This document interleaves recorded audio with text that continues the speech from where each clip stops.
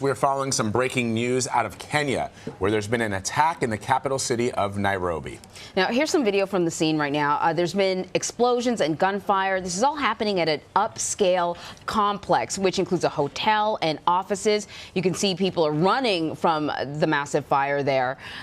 It's breaking right now, though, so we want to get you a little more information. For more on this, we're going to head to CBS News foreign correspondent Debora Patta. Deborah, you've been following the latest. You're in Johannesburg, though. What can you tell us about what we know so far about the situation in Kenya?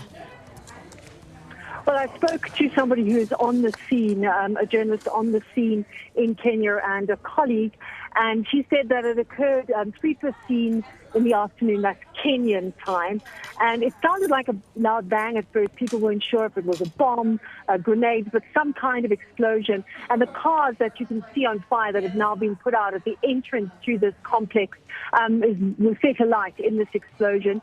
And then the gunmen, we don't know how many at this stage, made their way into this complex. It's a very upmarket complex. I've been there, the Dusit 2 Hotel, very fancy. A lot of government officials often go there. And then there's an office complex next to it. And again, a lot of government officials go there. There's a revenue collection office there as well.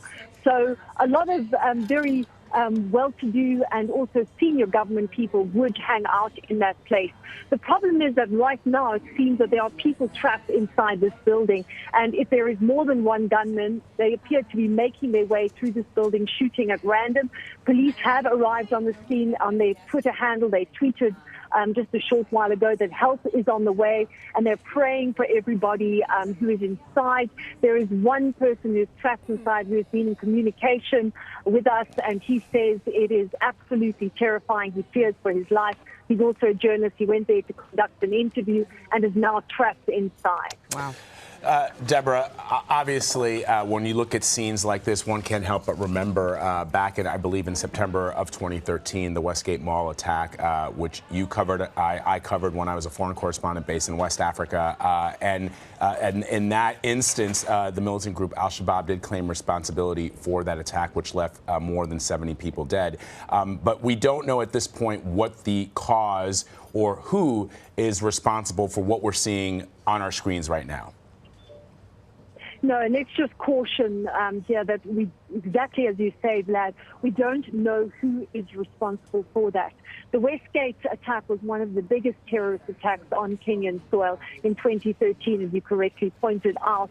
And interestingly, and this may be a coincidence, it may be connected, obviously everyone's looking at all sorts of leads at the moment, but yesterday it was confirmed that 3 Al-Shabaab members would stand trial for that attack in 2013. And then today this occurred. At this point, the police are not officially calling it a terrorist attack.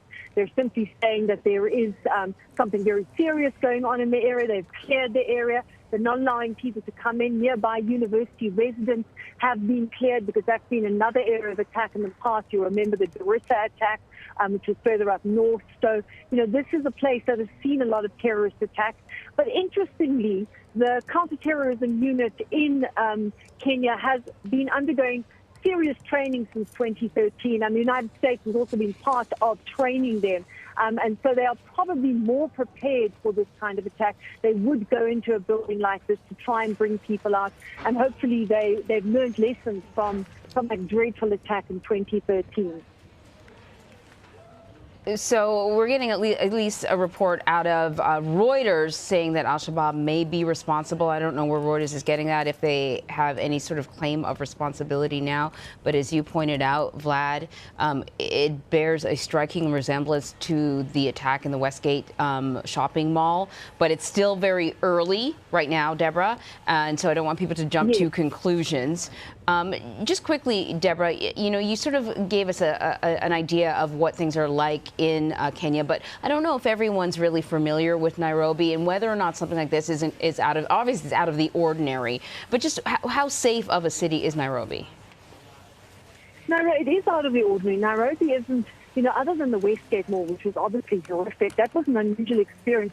A lot of it occur along the border with Somalia, and that is where Kenyan soldiers are mainly posted. The Debora attack itself is on the border, a long way away from Nairobi. So attacks in Nairobi have occurred, but they're not frequent. So something like this would be very significant and certainly out of the ordinary. It's also not the scene of sort of explosive criminal attack. There was one report saying possibly it was a botched robbery. That too would be completely unusual for Kenya at this particular point. I'm also hearing from our person on the scene that a number of people from this attack have now been rushed to hospital, being treated for fairly serious injuries. There's no idea at this stage what the number of casualties are in this particular incident, but emergency services are there and taking people to the attack.